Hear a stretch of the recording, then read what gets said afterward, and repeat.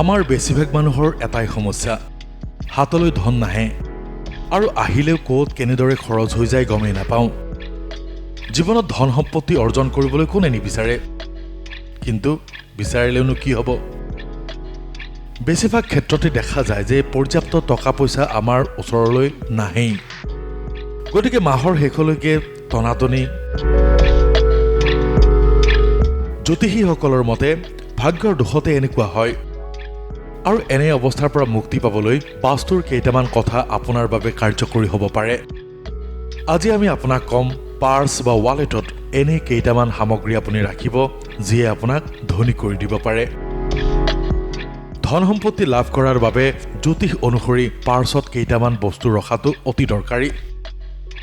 আহকচোন আমি আজি আলোচনা কৰোঁ কি কি ৰাখিব আপোনাৰ পাৰ্চত।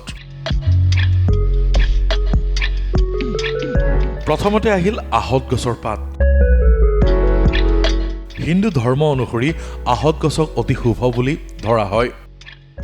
এই গছত ব্ৰহ্মা, বিষ্ণু, মহেশ্বৰ এই তিনি দেৱতাই বাস কৰে বুলি প্ৰচলিত এক বিশ্বাস আছে। যদি আপুনি নিজৰ পাৰ্চত এটা আহত গছৰ পাত ৰাখে, তেনেহ'লে মা লক্ষ্মীৰ আশীৰ্বাদ আপোনাৰ ওপৰত থাকিব। তাৰ লগে লগে ত্ৰিদেৱৰ কৃপাও আপুনি লাভ কৰিব। ইয়াৰ ফলত আপোনাৰ পাৰ্চ কেতিয়াও শূন্য নহয়। গোমতী চক্ৰ। শাস্ত্ৰ অনুসৰি সুখ, শান্তি আৰু সমৃদ্ধিৰ প্ৰতীক হৈছে গোমতী চক্ৰ। নিজৰ পাৰ্চ বা ৱালেটত এটা গোমতী চক্ৰ ৰাখিলে তাৰ শুভ ফল পৰিব আপোনাৰ আৰ্থিক অৱস্থাত, আৰু ইয়াৰ ফলত জীৱনত উন্নতি কৰাটো সম্ভৱ হৈ পৰে। সুখ আৰু সমৃদ্ধি আহে আপোনাৰ সংসাৰলৈ। তাৰপিছত আহিল পদুমৰ পাহি। পদুম ফুলত বাস কৰে মা লক্ষ্মীয়ে। সেইকাৰণেই লক্ষ্মী দেৱীক পদ্মাসনা বুলি কোৱা হয়। পদুমৰ এটা পাহি যদি আপুনি পাৰ্চত ৰাখে, তেনেহ'লে আপোনাৰ বাবে অত্যন্ত শুভ ফল আহিব পাৰে। ইয়াৰ ফলত মা লক্ষ্মীৰ আশীৰ্বাদ আপোনাৰ ওপৰত থাকে আৰু লক্ষ্মীৰ কৃপাৰ পৰা কেতিয়াও আৰ্থিক সংকটত পৰিব নালাগে। একেবাৰে শেষত আহিল হালধীয়া চাউল। অখণ্ড হালধীয়া চাউলক অক্ষত বোলা হয়। হিন্দু ধৰ্মত এই চাউল অত্যন্ত শুভ আৰু পবিত্ৰ।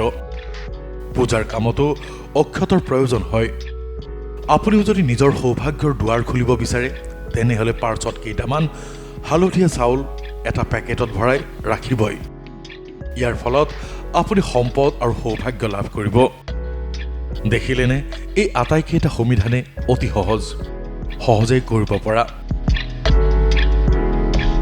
যদি আপুনিও আৰ্থিক সংকটত ভুগি আছে, মাহৰ শেষত আপোনাৰো টনাটনি হয়, তেন্তে এইকেইটা উপায় অৱলম্বন কৰি চাওকচোন।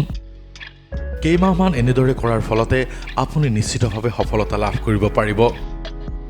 এই চেনেলটোৰ জৰিয়তে আমি আপোনাৰ ওচৰলৈ এনে বহু কথা লৈ আহিম। গতিকে চেনেলটো লাইক কৰিব, ছাবস্ক্ৰাইব কৰিব। ধন্যবাদ।